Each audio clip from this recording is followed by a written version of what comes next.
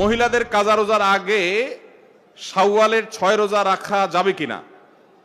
মহিলারা তাদের মাসিকের কারণে যে ভাঙতি রোজা হয়, শাওয়াল মাসে তারা কি সে ভাঙতি রোজাগুলো, কাজা রোজাগুলো আগে রাখবেন নাকি শাওয়ালের 6 রোজা আগে রাখবেন? এটা একটা কমন প্রশ্ন।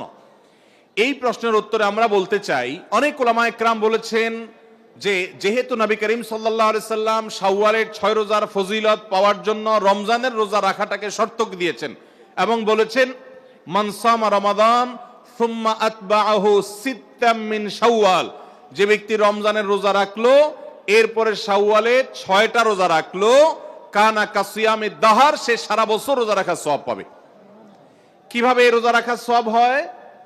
অনেক উলামায়ে কেরাম, অনেক বিশ্লেষকরা বলেছেন আল্লাহ তাআলা প্রতিটা আমলের বিনিময়ে কমপক্ষে 10 গুণ বাড়ান, কোনো কোনো ক্ষেত্রে আরো অনেক গুণ বাড়ান, দানের ক্ষেত্রে আরো কয়েকশো গুণ পর্যন্ত আল্লাহ বাড়ায় দেন। 10 গুণ করে যে বাড়াবেন, এই জন্য রমজানের 30 দিনে 30টা রোজা আর শাওয়ালের 6টা রোজা, মোট 36কে 10 গুণ দিলে 360, সারা বছর রোজা রাখার সওয়াব হয়। তো এই জন্য শাওয়ালের 6 রোজা রাখতে হবে। এখন কথা হলো, নবী সাল্লাল্লাহু আলাইহি সাল্লাম কিন্তু বলেছেন যে রমজান রোজা রাখলো এরপরে শাওয়ালের 6 রোজা রাখলো, তার জন্য সারা বছরের সওয়াব। তাহলে এখানে রমজান রোজা রাখার পরে 6 রোজা রাখার কথা বলা হয়েছে। এই জন্য অনেক উলামায়ে কেরাম বলেছেন মহিলারা তাদের ভাঙতি রোজাগুলো আগে রাখবে, তাহলে রমজান রোজা রাখা হয়ে গেল, এরপরে শাওয়ালের 6 রোজা রাখবে। এটা একটা মত।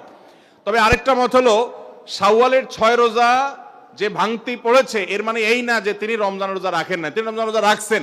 এগুলো তো আল্লাহর নির্দেশে, কারণ তিনি রাখতে পারেন না যেহেতু তিনি অসুস্থ মাসিক। তো এই জন্য তিনি এগুলো পরে রাখলেও শাওয়ালের 6 রোজার সওয়াব তিনি পাবেন। কারণ শাওয়ালের 6 রোজা তো শাওয়াল মাসে না রাখলে আর হবে না, পরে রাখলে আর হবে না, কিন্তু এই কাজাগুলো তো পরে রাখলেও আদায় হবে। তো উত্তম হলো কাজা আগে করে যদি শাওয়ালের 6 রোজা রাখতে পারেন সবচেয়ে উত্তম, না পারলে অন্তত শাওয়ালের গুলো আগে রেখে কাজাগুলা পরে রাখলেও আশা করতে পারেন আল্লাহ তাআলা শাওয়ালের 6 রোজার ফজিলত দিবেন।